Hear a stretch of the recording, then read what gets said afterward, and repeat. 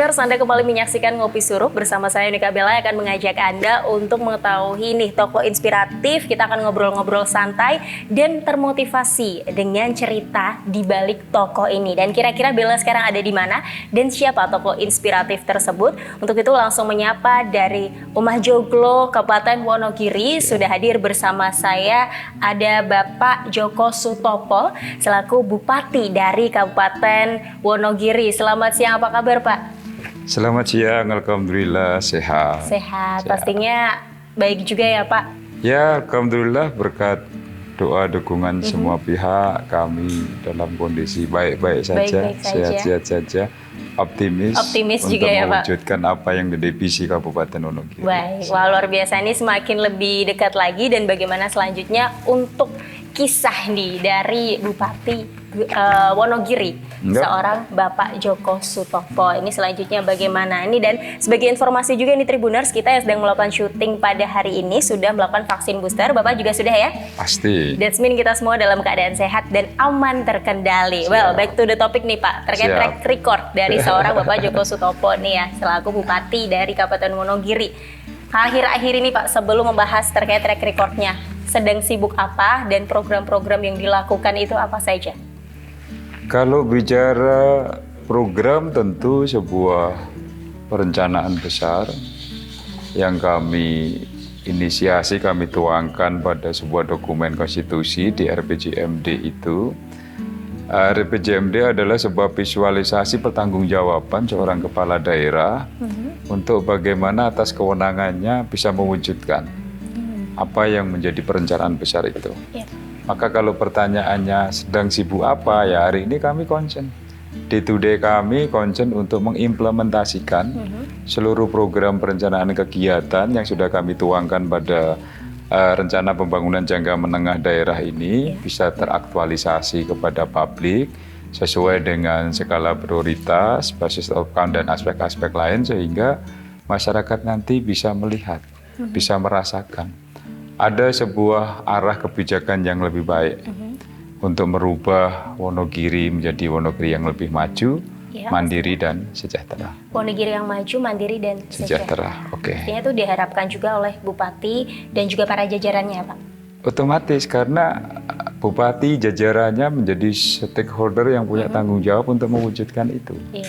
Masyarakat mempunyai kewajiban untuk melakukan fungsi-fungsi controllingnya, fungsi-fungsi pengawasannya, sampai pada aspek penilaiannya. Maka berkolaborasi antara pemerintah dengan masyarakat menjadi sebuah prasyarat wajib yang harus terpenuhi agar supaya tata pemerintahan ini bisa berjalan dengan baik. Akuntabilitasnya oke, transparansinya oke, terus tingkat partisipasinya oke, itu menjadi syarat agar pemerintah ini sesuai dalam koridor yang disepakati. Pastinya sesuai dengan koridor yang disepakati, tata pemerintahannya baik juga, perlu yang namanya sinergi juga dari masyarakat yang ada di Kabupaten Wonogiri, benar ya Pak?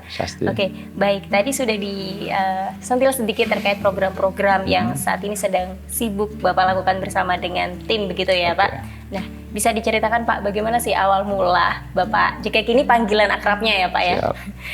Awal mula Bapak tertarik untuk menjadi seorang bupati, mungkin latar belakangnya dulu nih Pak, seperti apa?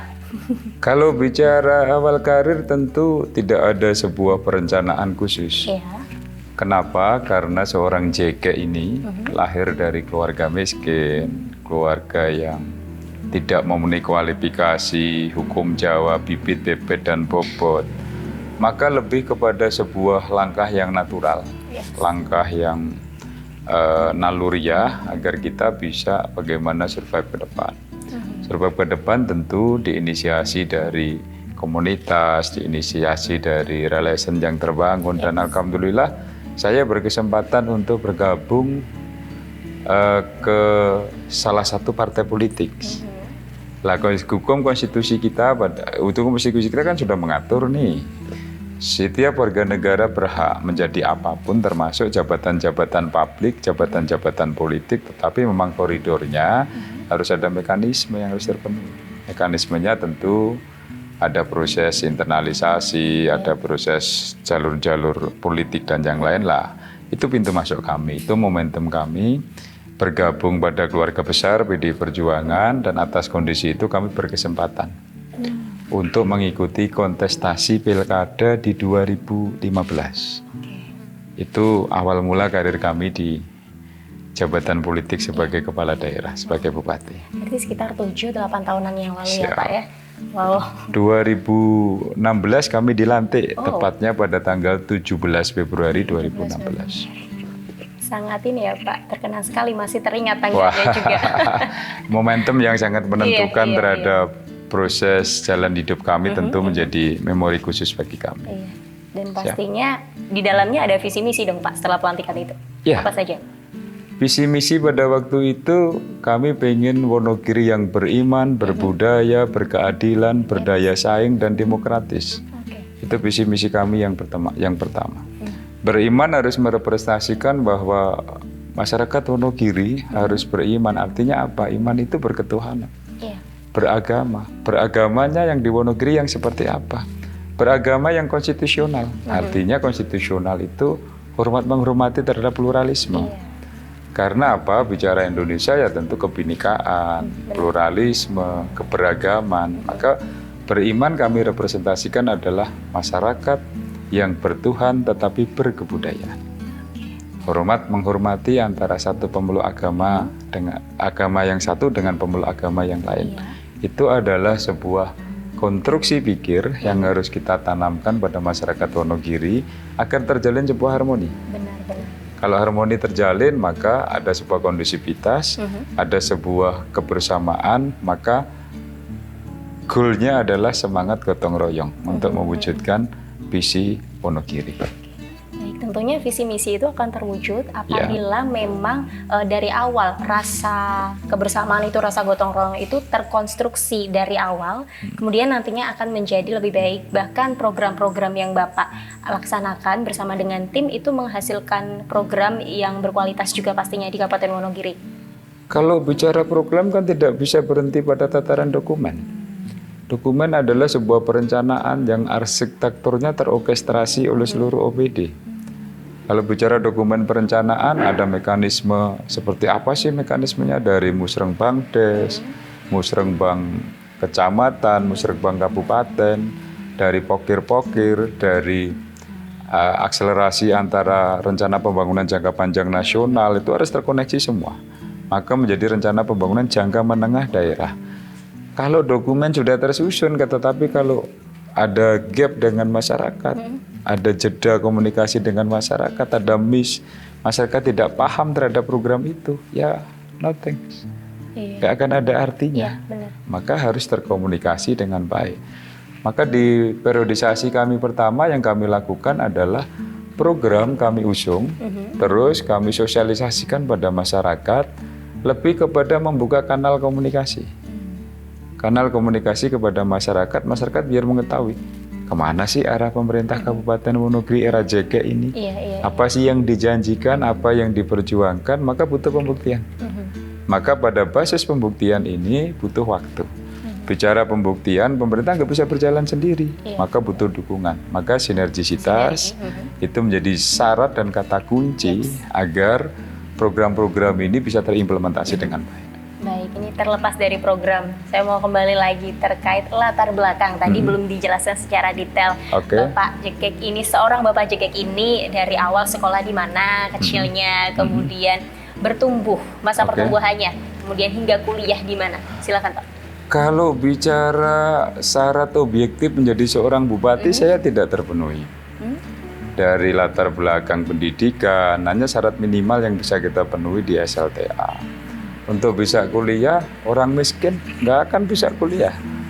Biaya tinggi, nggak ada yang, mohon maaf, memberikan support khusus pada waktu itu, nggak ada pada waktu itu.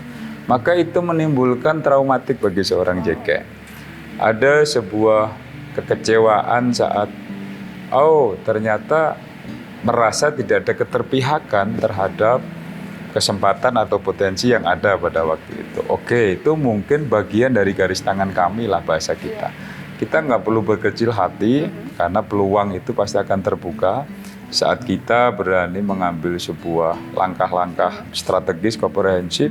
Di situ ada prinsip-prinsip, di situ ada karakter, di situ ada sebuah niat, di situ ada dimensi kebersamaan, maka peluang itu terbuka saat kita mengikuti kontestasi Pilkada 2015. Maka ini menjadi titik balik bagi seorang JK untuk bagaimana mengimprovisasikan pemikiran-pemikiran idealismenya yang nanti diejawantahkan pada kebijakan-kebijakan pemerintah Kabupaten Wonogiri.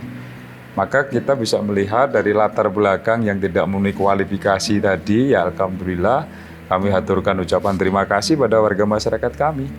Dengan keterbatasan dan kekurangan yang saya miliki, masyarakat memberikan kesempatan pada saya untuk memimpin Wonogiri, dan dengan bismillah ya alhamdulillah semuanya berjalan dengan sebuah optimisme dan keyakinan. Keyakinan kita buka pada sebuah ruang yang terbuka untuk masyarakat hadir.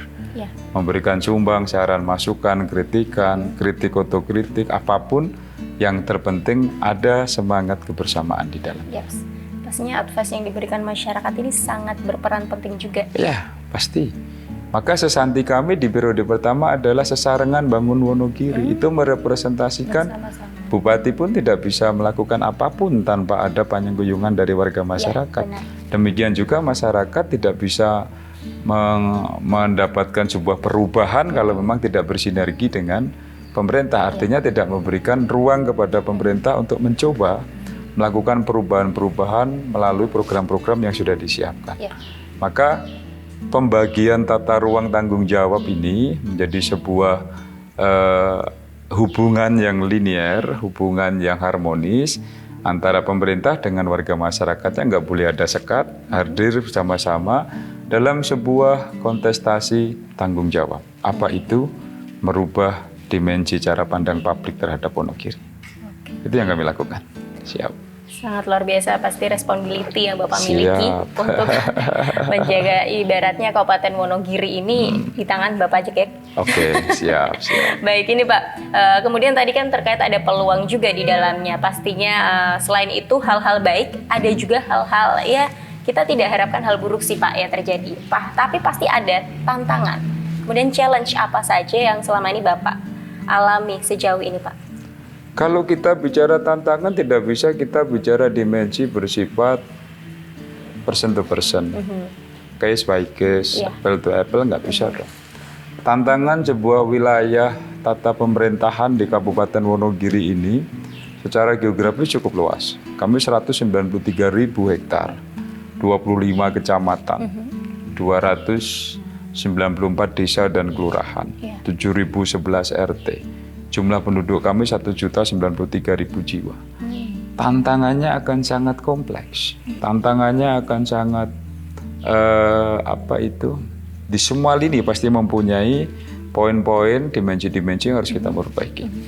Maka untuk kami bisa melihat apa sih tantangan ke depan Wonogiri, maka harus ada instrumen dong. Harus ada basis indikator. Harus ada data yang secara numerasi bisa dibaca.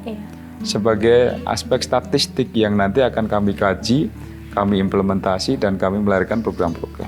Maka tantangannya kami sederhana, tinggal berkoordinasi dengan BPS, Badan Pusat Statistik yang atas fungsi kelembagaannya mempunyai otoritas untuk memotret kondisi real di Kabupaten Wonogiri.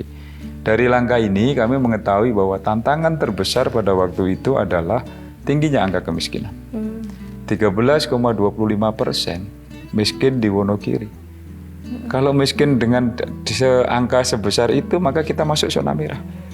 Kalau maka zona merah, maka yang wajib kita intervensi adalah apa yang menjadi faktor penyebab kemiskinan. Ada sebab akibat itu. Itu hukum kasualitasnya kita ure, kita kaji, kita ure, baru potensi anggaran yang kita miliki harus bisa mengintervensi poin-poin penyebab sehingga Wonogiri mengalami kondisi yang sangat memprihatinkan dengan tingginya angka kemiskinan. Itu langkah awal yang kami lakukan. Mengatasinya itu tadi ya Pak? Mengatasinya tentu miskin itu apa toh? Miskin itu keterbatasan akses. Miskin itu apa toh? Miskin itu pelayanan kesehatan yang tidak komprehensif. Ada diskriminasi, ada kesenjangan, ada yang lain. Miskin itu apa toh? Rusaknya infrastruktur publik. Miskin itu apa toh? Rendahnya indeks pembangunan manusia kami, IPM kami. Maka aspek-aspek ini yang kami intervensi. Kalau bicara indeks pembangunan manusia, waktu kita pertama menjabat baru di angka 67. Jadi angka harapan hidup kita di angka 67. Maka ini terendah se-Solo Raya. Setelah kita bedah, oh ternyata angka rata-rata lama sekolah kita cukup rendah.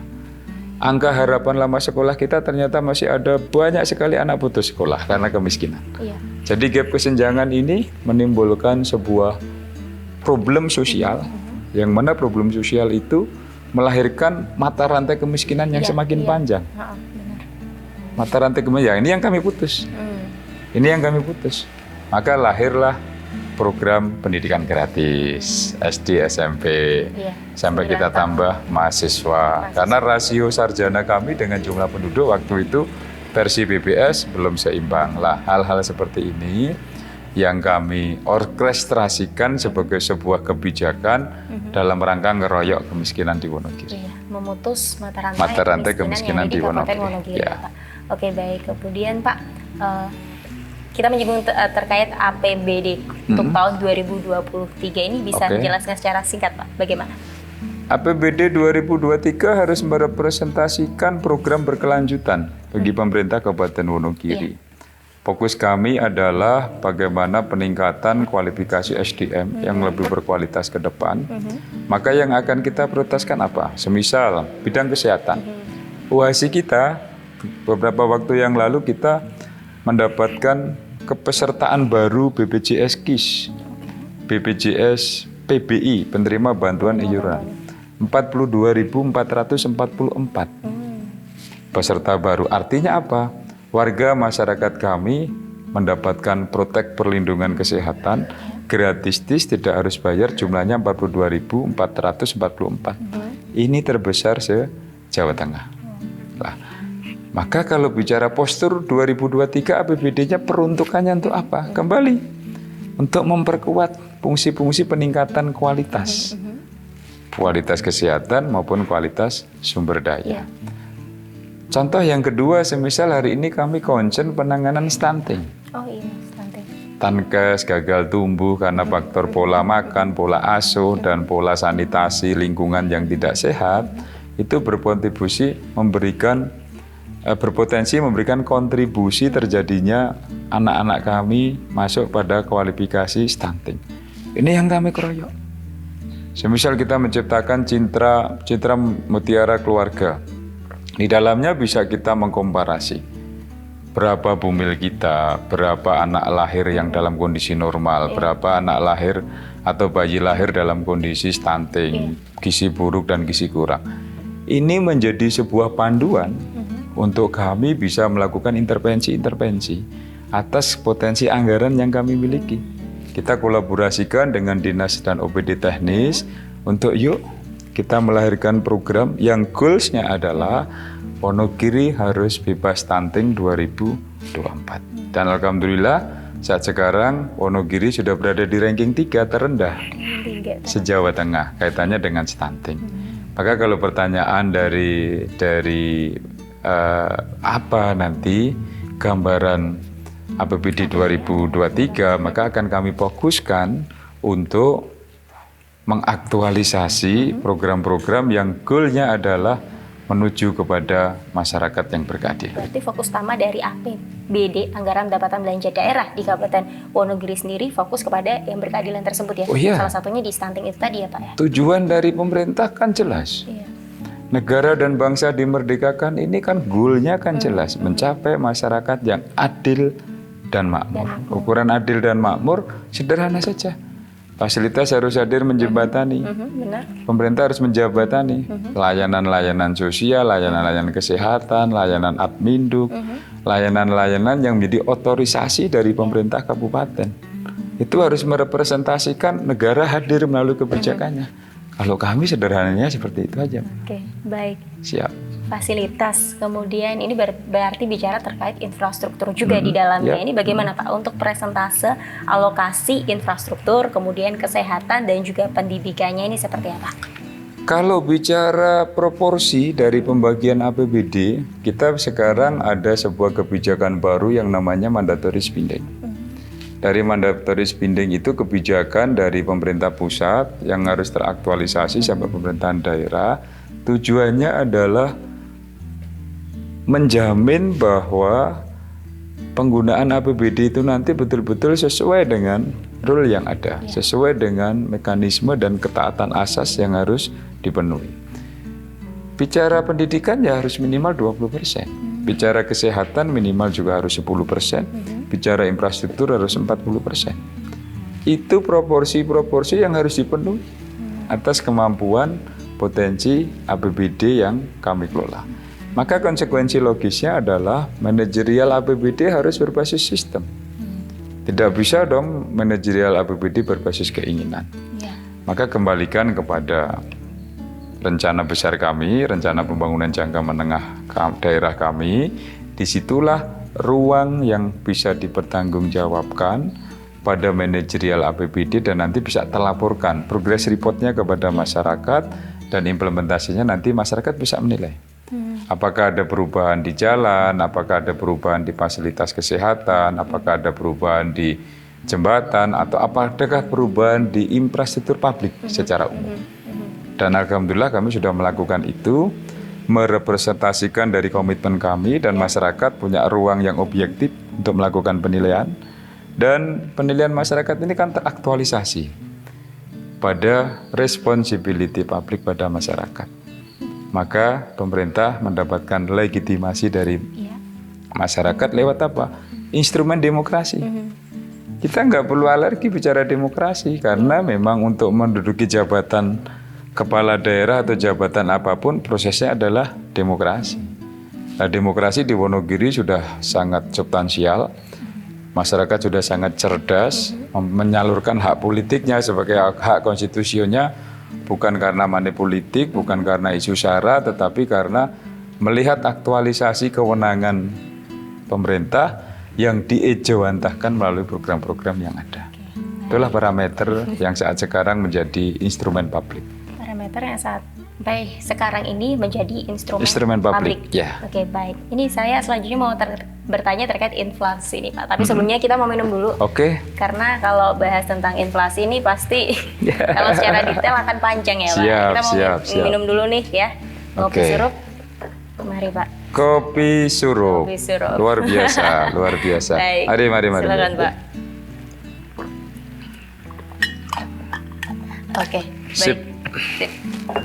Inflasi sendiri Pak, rencananya ini untuk SDM sendiri yang ada di Kabupaten Wonogiri ini dibuka banyak lowongan kerja kah? Dan bisa dijelaskan seperti apa? Kalau bicara inflasi tentu bicara aspek-aspek ekonomi secara umum. Berapa PDRB kami, berapa pendapatan per kapita kami, terus apa aspek-aspek yang nanti bisa berpotensi menunjukkan inflasi di Kabupaten Wonogiri. Maka langkah-langkah antisipasi harus kami lakukan agar tidak terjadi inflasi yang cukup tinggi di Kabupaten Wonogiri. Alhamdulillah inflasi di kami cukup terkendali. Kenapa? Ini tidak lepas dari karakteristik masyarakat kami. Masyarakat kami ini adalah masyarakat yang sangat produktif. Artinya produktif, potensi profesi yang paling dominan di kami adalah petani. Angka kemahalan petani trennya cukup bagus. LP2B kami, lahan pangan pertanian berkelanjutan kami masih cukup terjaga, sehingga stabilitas ekonomi di Kabupaten Wonogiri terjaga. Itu yang pertama. Yang kedua, dalam polisi kebijakan kita menuju wilayah vokasi. Wilayah yang terbuka terhadap investasi-investasi untuk melakukan sebuah optimalisasi pengembangan potensi yang ada di Kabupaten Wonogiri. Kalau investasi masuk, investor-investor besar masuk, maka konsekuensi logisnya, multiplier efeknya akan mulai kita rasakan. Masyarakat dalam konteks tenaga-tenaga kerja yang potensial, usia-usia kerja akan tertampung di investasi-investasi yang boleh masuk di Kabupaten Wonogiri. Atas proses ini, BPS memotret tingkat pengangguran terbuka Kabupaten Wonogiri terendah loh, se-Jawa Tengah.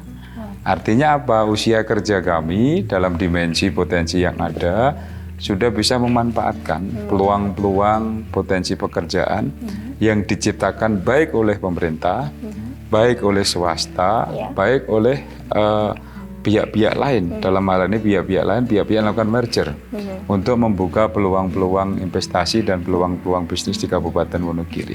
Atas dasar kondisi data ini, maka menurut kami inflasi di Kabupaten Wonogiri akan sangat terjaga dan terkendali. Akan sangat terjaga dan terkendali. Ini secara geografisnya sendiri nih Pak, tadi kan Bapak bilang petani, begitu ya. Kalau di tempat sini sendiri di Kabupaten Wonogiri itu rata-rata panennya apa Pak? Kita punya potensi beras atau padi 148.000 ton, kita surplus. Lahan LB2B kami ini 32.000 hektar.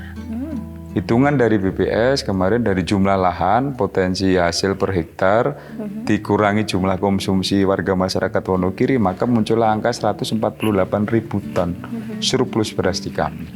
Maka PDRB kami 30% disumbang dari pertanian. Beras itu tadi. Dari potensi pertanian. Agro dan yang lain memberikan kontribusi terhadap 30% PDRB kami. Lah, dalam kondisi ini tadi kami menyampaikan, kami secara kultural punya masyarakat yang punya nilai-nilai entrepreneur yang cukup luar biasa, kewirausahaannya cukup luar biasa. Jadi ini bagi kami cukup membantu agar pemerintah nanti tim pengendali inflasi daerah nanti TPID kami bisa melakukan sebuah evaluasi koreksi atas program-program yang dicanangkan oleh pemerintah kabupaten dan alhamdulillah berjalan dengan baik. Berjalan dengan baik ya. Oke, ini masih terkait SDM atau kerja yang ada di Kabupaten Wonogiri sendiri ini. Saya dengar ini kemarin baru saja ini Bapak melantik sejumlah ASN, benar? Oke. Nah, kemudian berjanji ini tidak akan memberikan PHK kepada para honorer. Itu bisa dijelaskan bagaimana Pak? Yang harus dipilah adalah kualifikasi SDM ini kan ada dua konstruksi nih. ASN, ASN di dalamnya ada ASN P3K dan ada ASN reguler. Kalaupun PHK ini kan berarti di ASN ini di tenaga kontrak atau di ASN SDM yang bukan masuk pada kualifikasi ASN P3K dan yang lain. Kemenpan dengan surat edarannya kemarin sudah memerintahkan kepada pemerintah daerah agar close. Tidak ada penerimaan SDM baru, tetapi juga harus segera menyelesaikan, memberikan kejelasan status kepada THL, tenaga harian lepas atau tenaga kontrak ini. Mau dikemanakan mereka? Maka atas kondisi itu, pemerintah harus melakukan inovasi-inovasi. Tidak akan mungkin kita melakukan pemutusan hubungan kerja pada 1.600 SDM yang terlibat di lingkungan pemerintahan kami secara tiba-tiba, secara mendadak, tidak ada sebuah ruang sosialisasi, maka yang akan terjadi adalah kegaduhan. Tidak hanya kegaduhan, maka akan terjadi pengangguran kolosal. Kalau begitu menjadi masyarakat yang kehilangan mata pencaharian. Maka akan berdampak kepada turbulensi ekonomi, rendahnya daya beli, dan pasti inflasinya akan naik. Nah, ini yang akan kita antisipasi. Bentuk antisipasinya adalah ruang-ruang konsultasi. Kami meminta pada tim Sekda untuk melakukan fungsi-fungsi konsultasi dan koordinasi. Langkah apa sih yang bisa dilakukan agar THL kami ini tidak menjadi pengangguran secara mendadak. Tenaga harian lepas itu. Tenaga harian lepas tidak pengangguran secara mendadak. Maka opsionalnya bisa ke alih daya, bisa kemanapun. Toh prinsipnya tidak membebani APBD kok. Mereka kan sudah menerima hak-haknya sesuai dengan statusnya, sesuai dengan kualifikasinya. Tinggal bagaimana kami menyesuaikan. Regulasi yang diterbitkan oleh Kemenpan apa, substansinya apa, itu yang saat sekarang kami jadikan panduan, kami jadikan materi untuk kita konsultasi, apa sih langkah komprehensif yang dilakukan oleh pemerintah kabupaten. Jawabannya jelas kok, bisa itu dialihdayakan semisal. Kalau alih daya kan tinggal kami bekerja sama dengan mitra profesional, hubungan para pihaknya diatur, bidang hukum nanti yang menyesuaikan berita acara dan yang lain. Maka atas proses kronologis ini, saya berani berstatement, tidak akan ada pemecatan. Karena apa? Opsinya jelas kok. Opsinya jelas kok. Peran, fungsi, kewenangan pemerintah terkonsolidir dengan baik. Jadi nggak perlu menimbulkan kegalauan, nggak perlu menimbulkan kekhawatiran. Berilah kepercayaan kepada kami untuk mencarikan solusi terhadap minimal 1.600 atau 1.700 SDM Wonogiri yang masuk pada definisi tenaga harian lepas. THL itu tadi. THL, oke. Oke, baik. Tadi Bapak sempat menyebut juga lagi APBD, anggaran pendapatan belanja daerah. Dalam hal ini di Kabupaten Wonogiri. Apakah itu cukup untuk menggaji honorer yang ada di Wonogiri ini? Logika sederhananya kan mereka saat sekarang sudah menjadi THL kami, tenaga harian lepas kami. Berarti kan sudah mendapat gaji. Nggak ada nomenklatur baru, nggak ada beban penggajian baru. Wong mereka selama ini sudah memberikan dukungan terhadap kinerja pemerintahan kami. Atas keterbatasan ASN, moratorium guru dan aspek lain ini kan pada akhirnya mau tidak mau harus ada bantuan dari profesional lain dalam bentuk THL. Nggak ada beban, nggak ada penambahan beban di APBD kami. Terkecuali ada pererutan baru, lah itu ada beban baru. Ini kan nggak ada. Yang harus kami pertegas bahwa THL yang sudah bekerja di lingkungan pemerintahan ini adalah SDM yang sudah aktif. SDM yang sudah aktif. Sudah aktif sebelum ada surat edaran dari Kemenpan. Untuk melakukan inventarisasi dan identifikasi yang nanti ada kejelasan status. Sebelum ada Kemenpan, surat edaran Kemenpan ini, beliau-beliau sudah beraktivasi di lingkungan pemerintah Kabupaten Wonogiri. Artinya apa? Haknya sudah diterimakan dalam bentuk gaji, sudah terpenuhi. Artinya apa? APBD kami sudah terbreakdown untuk membackup itu. Jadi tidak ada nomenklatur baru, tidak ada beban baru. Uang mereka bukan tenaga baru, tetapi tenaga lama yang sudah bergabung di kami. Cuma nanti statusnya menjadi status baru. Tidak THL, tetapi mungkin alih daya dalam bentuk apa, tetapi aktivasi tetap di lingkungan pemerintah Kabupaten Wonogiri. Berarti tidak menjadi THL lagi, tenaga harian lepas lagi ya? Cuman statusnya saja. Statusnya saja. Tetapi esensi bahwa yang bersangkutan tetap berada di lingkungan pemerintah Kabupaten Wonogiri. Itu yang saya maksudkan, tidak akan ada pemecatan, tidak akan ada PHK. Cuman ganti status bagi saya, mau status A, status B, statusnya nggak ada masalah. Yang terpenting mereka tetap punya aktivitas ekonomi sebagai apa? SDM yang terlibat di lingkungan pemerintah Kabupaten Wonogiri. Masalah nama nggak perlu diperdebatkan menurut saya. That's why tadi Bapak menyebut juga bahwasanya saat dilantik, Bapak berani menyebut tidak akan ada pemecatan ya Pak? Saat pelantikan. Iya. Itu di pelantikan P3K. Waktu P3K menuntut pada waktu itu ada TPP sesuai dengan regulasi. Oke, tidak ada masalah. Saat semua menjadi profesional, tentu tidak akan ada hak-hak yang tidak terpenuhi. Benar. Kan begitu. Kalau semuanya oke. Pemecatan akan dilakukan kalau aspek profesionalnya tidak terpenuhi dong. Nggak akan mungkin semisal si A melakukan kesalahan-kesalahan yang fatal, nggak akan mungkin. Yang kami maksudkan adalah ini sebagai sebuah kritik otokritik kepada semuanya bahwa dalam profesi kita ada tanggung jawab, dalam tanggung jawab kita ada etik, dalam etik kita ada tata nilai. Maka aspek-aspek itu sebagai sebuah pengingat, semoga menjadi habit bagi kita bersama. Kalau sudah seperti itu, maka tidak akan ada pemecatan. Karena apa? Rule-nya terpenuhi. Kita berjalan pada koridor yang sudah semestinya, maka nggak perlu ada kekhawatiran. Itu sebagai pesan saya sebagai PPK, Pejabat Pembina Kepegawaian, kepada seluruh perangkat kerja kami agar selalu ada sebuah fungsi kontrol atas profesi kita, atas jabatan kita yang melahirkan tanggung jawab kita. Itu yang kami maksudkan. Profesi, kemudian ada responsibility, etik dan juga nilai. Pasti. Itu tadi ya Pak. Value-nya kan di situ. Iya, benar. Oke, baik. Kita lepas dari situ, kita mau minum lagi, Pak. Oke. Biar lebih santai lagi kita ngobrol. Karena di sini Bella mau tanya terkait ini nih, pariwisata dan UMKM yang ada di Kabupaten Wonogiri.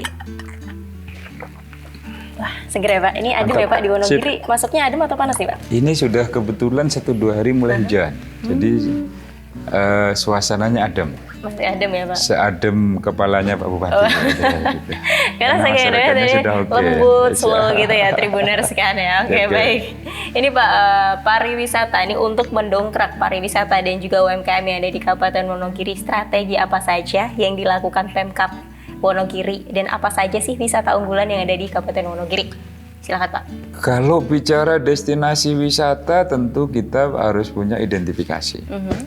Ada wisata budaya, wisata alam, wisata seni, wisata apapun yang masuk pada kualifikasi destinasi. Bicara destinasi di dalamnya ada skala kolaborasi dong. Kolaborasi yang kita maksudkan adalah desa. Saat sekarang dengan otoritas yang diberikan desa melalui Undang-Undang nomor 6 tahun 2014, desa sekarang punya otoritas untuk bagaimana mengoptimalisasi potensi yang dimiliki. Termasuk di dalamnya adalah destinasi-destinasi wisata yang ada di wilayahnya. Nah, atas dasar itu, hari ini kami melakukan kolaborasi. Wisata-wisata, destinasi wisata dalam konteks kecil dikelola oleh desa.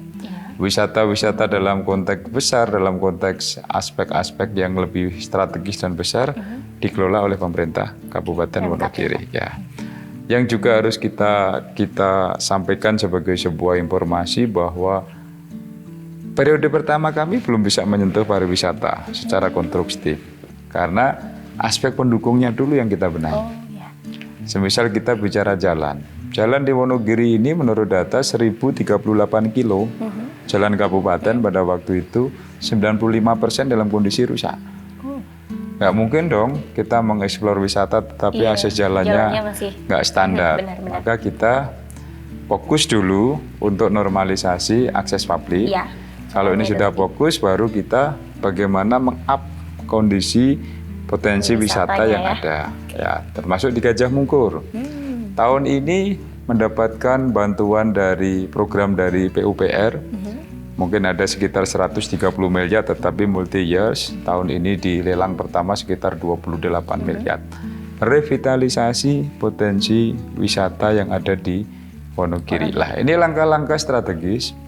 Langkah-langkah yang menurut kami adalah cukup komprehensif dan pada akhirnya Wonogiri nanti punya ikon wisata yang betul-betul ikonik. Gajah Mungkur. Ini akan kita olah sesuai dengan hasil paparan presentasi dari tim ahli waktu itu Pak Andi, tim perencananya, sangat ikonik sekali. Dia ada jembatan yang sampai ke tengah waduk menjadi media selfie dan itu bagian-bagian yang kami maksudkan sebagai objek yang cukup ikonik di Kabupaten Wonogiri. Nek wisatanya tergarap dengan baik, secara otomatis multiplier efeknya UMKM-nya akan tumbuh. Kuliner, mungkin homestay, mungkin aspek-aspek lain, termasuk pemandu wisata, termasuk ada potensi para layang, terus ada potensi susur gua dan lah. Hari ini kita sudah mempersiapkan itu dengan program-program bagaimana kita melakukan upskill terhadap SDM-SDM yang ada di lingkungan potensi wisata yang ada di Wonogiri.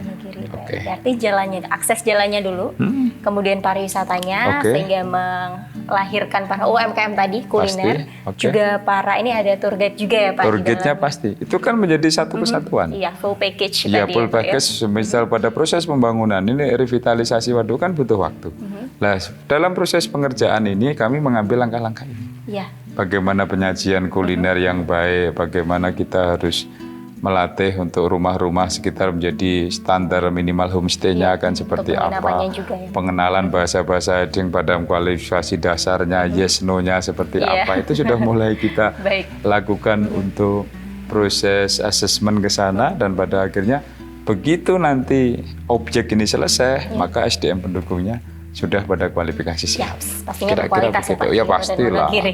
Kalau kita bicara wisata kan harus kualifikasi terus terpenuhi. Untuk desa-desa wisata juga ya Pak yang ada di Wonogiri. Kemudian ini Pak, pastinya hal ini kan bisa memajukan Wonogiri sendiri ya Pak. Dan adakah arahan atau harapan khusus nih juga kepada para perantau nih Pak? Bagaimana harapannya? 38% masyarakat kami perantauan. Dalam kualifikasi punya mobilitas ekonomi ke kota-kota besar. Kenapa bisa seperti itu? Kami harus menyampaikan bahwa secara filosofis Wonogiri berangkat dari daerah miskin. Saat masyarakat daerahnya miskin, maka naluriah masyarakatnya akan mencari survival ke luar daerah lain. Maka merantaulah mereka. ke kota-kota besar. Dan itu menjadi budaya di Kabupaten Wonogiri. Maka angka perantauan kami cukup tinggi. Maka harapannya saat sekarang adalah banyak perantauan kami yang sudah cukup sukses. Kalau bahasa sederhananya diaspora Wonogiri aja lah. Diaspora Wonogiri yang agak keren begitu. Sekarang sudah mempunyai sebuah potensi yang cukup luar biasa. Bisa membuka lapangan pekerjaan yang cukup luar biasa, maka harapan kita adalah yuk kita menyatukan potensi yang dimiliki perantauan untuk berkontribusi terhadap perubahan Wonogiri. Iya, benar. Itu Pak, tadi yang Bapak harapkan bagi para perantau ya, yang di Wonogiri. Kemudian nih Pak, selama menjadi Bupati Wonogiri, adakah pengalaman yang nggak terlupakan ya, yang berkesan? Terhadap jabatan saya? Iya, banyak sekali. Karena setelah ini saya akan menanyakan terkait pencapaian nih Bapak sebagai Bupati. Sesuatu yang sangat terkesan banyak sekali saat masyarakat welcome menerima kehadiran seorang bupati dengan keterbatasan dan kekurangan yang saya miliki. Ternyata masyarakat welcome. Masyarakat sangat masyarakat sangat terbuka menerima kami, humble menerima kami. Begitu itu bagi saya adalah sebuah pengalaman yang cukup luar biasa. Dan tidak terlupakan. Tidak akan terlupakan. Kemudian pencapaian Pak sejauh ini dari Bapak Cekek. Atas respon masyarakat yang seperti itu, mereka membangun optimisme saya sebagai kepala daerah. Capaian yang dimaksudkan bukan capaian bidang per bidang, tetapi saya akan mengaktualisasi bahwa sesuatu yang monumental bagi seorang kepala daerah tentu capaian elektoral loh. Iya. Karena capaian elektoral itu merepresentasikan kepercayaan publik. Kepercayaan publik itu tidak hanya pada dimensi infrastruktur, tidak hanya pada dimensi kesehatan dan maka seluruh dimensi saat ini sudah tersentuh, sudah ada perubahan, maka masing-masing pihak akan melakukan penilaian. Dari penilaian-penilaian ini maka akan lahir sebuah kepercayaan. Dari kepercayaan ini akan mendelegasikan, menyalurkan pada fungsi-fungsi elektoral yang ada. Maka capaian saya cukup bangga, matur nuwun pada masyarakat kami, proses pilkada kami yang kedua dipilih dengan tingkat kepercayaan 84%. Tanpa campaign, saya tidak harus membuat atribut-atribut kampanye, alat-alat kampanye, alat peraga, dalam slayer, kaos, dan itu yang biayanya cukup tinggi. Saya tidak harus muter untuk mohon doa restu, saya cukup matur kepada masyarakat Wonogiri. Ini yang bisa dilakukan oleh seorang Cekek atas dukungan masyarakat dengan segala kekurangan dan keterbatasan yang dimiliki, monggo dinilai bareng-bareng. Sumbang saran masukan kami harapkan agar Wonogiri ke depan semakin baik. Itu narasi yang kami sampaikan kepada Bapak. Berarti dari kesederhanaan seorang Bapak Cekek ini, masyarakat sudah mempercayai hal itu ya Pak? Aspeknya apapun, tapi yang saya akan cuma menyampaikan faktanya. Saya akan cuma menyampaikan faktanya. Tentu masyarakat ada pertimbangan-pertimbangan. Baik, sebelum terakhir nih Pak, sebelum closing ini, saya tertarik melihat bantal ini kan ciri khas Wonogiri, benar ya Pak? Ataukah ini batik Wonogiren atau gimana Pak? Parang roda atau gimana? Bisa dijelaskan? Bantal ini salah satu produk UMKM kami. Iya. Ini motifnya adalah jambu mete. Jambu mete. Jambu mete itu adalah merepresentasikan potensi khas Wonogiri. Iya. Karena secara geografis kami berbukit-bukit, bergunung-gunung, maka banyak sekali pohon jambu mente yang pada akhirnya menjadi salah satu potensi yang dimiliki oleh Kabupaten Wonogiri. Karena ini menjadi potensi, maka kita kembangkan pada dimensi yang berbeda. Artinya kita juga punya potensi batik Wonogiren. Batik Wonogiren itu hasil karya masyarakat kami di daerah Tirtomoyo sana, yang motifnya lebih pada motif khas Wonogiri. Di situ ada batik, ada mete, ada hasil-hasil kekayaan bumi kita, ada padi, ada singkong, ada itu merepresentasikan menyatunya alam dengan kami. Potensi alam yang kami kelola dengan baik, yang pada akhirnya mempunyai kontribusi cukup luar biasa untuk Wonogiri survive ke depan. Maka motif mete ini menjadi motif ciri khas batik Wonogiri. Oke.